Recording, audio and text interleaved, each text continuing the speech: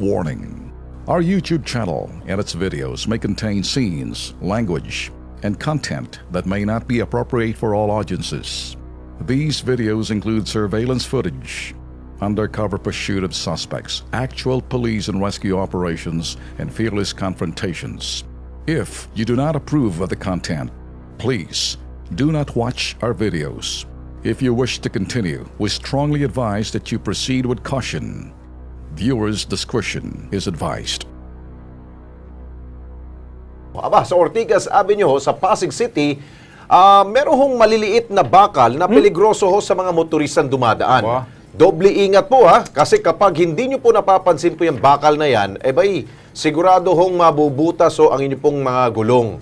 Kundi man, baka yan po'y mitsa ng disgrasya. Panurin natin.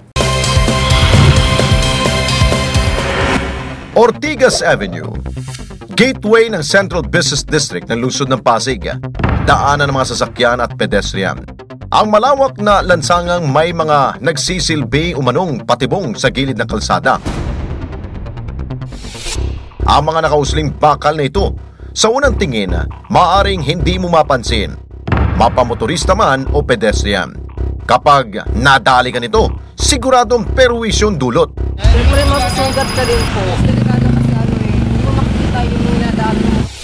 Para naman sa siklista at rider nito, lubharo itong delikado para sa kanila. Dapat tanggalin niya kasi delikado talaga. Pag may nag-ano dyan, sumimplang, pag siguradong disgrasya, abutin yan. Yung mga bakal na yan, dapat talagang tinatanggal yan. Kasi yung mga gulong ng mga sasakyan, pag dumadaan dyan, talagang butas talaga abutin nila. Okay lang sana kung mapaplatan.